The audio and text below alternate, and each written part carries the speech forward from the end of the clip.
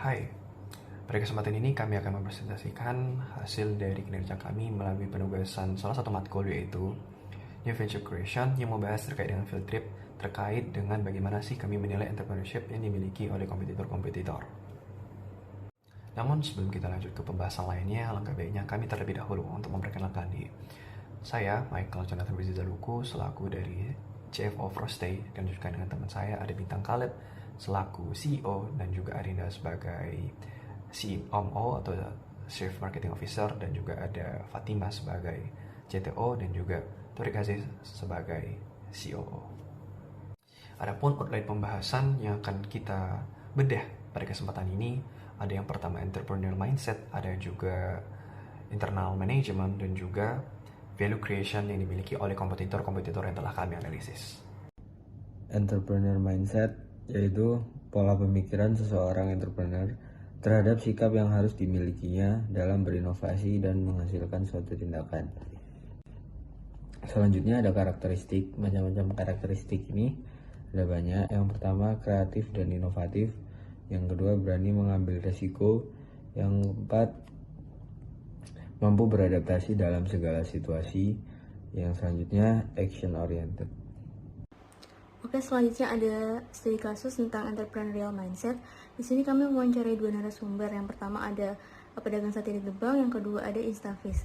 Dari pedagang sate di Gebang ini, alasan dibuka usaha karena untuk memenuhi kebutuhan keluarga, dan beliau mempunyai resep yang diturunkan secara turun-temurun yang dinilai cocok di dalam masyarakat. Yang kedua yaitu Instafish, yaitu usaha dari rekan kami. Alasan dibuka usaha ini karena menurutnya lele mudah dibudidayakan dan memiliki HPP yang rendah, serta lele dianggap mampu memenuhi kebutuhan gizi di masyarakat. Next, kita lebih membahas terkait dengan internal management. Apa sih itu sebenarnya internal management? Internal management sendiri merupakan bentuk dari pengorganisasian sebuah organisasi bisnis ataupun juga kelompok bisnis, di mana kita berusaha untuk bagaimana sih mengelola sumber daya, terus melanjutkan operasional, hingga juga memaintain keberlanjutan usaha ini agar terus running dan juga berkelanjutan. Namun, tentu terdapat beberapa tujuan yang ingin kita capai pada saat kita melakukan monitoring ataupun juga mengawasi internal management. Yang pertama ada juga efektivitas atau pencapaian yang ingin diraih, ada juga efisiensi, dan juga tentunya keberlanjutan dari usaha itu sendiri.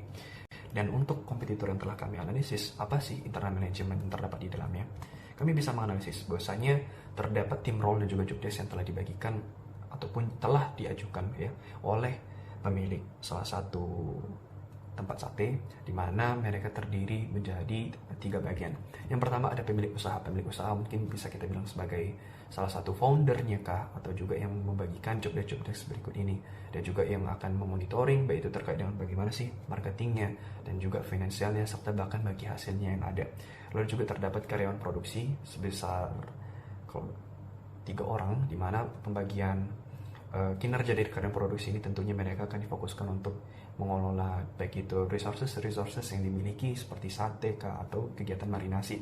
Lalu juga ada driver, di mana driver ini bertugas untuk mungkin memasarkan produk-produk yang telah dimarinasi di bagian operasional sebelumnya hingga bisa sampai menjadi sebuah makanan jadi yang dapat diberikan kepada masyarakat. Jadi untuk saat ini Sate Gebang menggunakan 3 gerobak dalam menjajankan dagangannya. 3 orang bertugas untuk menjual sate, 2 orang lainnya di bagian produksi. Namun pada bagian keuangan dan pemenuhan resource dilakukan oleh owner bisnis tersebut.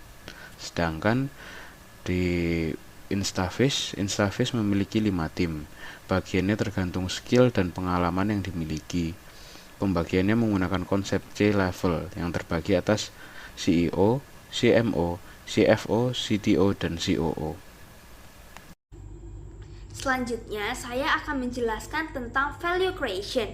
Value creation adalah menghasilkan atau membuat sesuatu menjadi lebih berharga atau bernilai. Jadi, barang yang awalnya tidak memiliki nilai jual dibuat atau diolah menjadi barang yang memiliki nilai jual. Value creation bisa didapat dari pengalaman, yakni menciptakan kepuasan pelanggan, dan juga bisa didapat dari harga.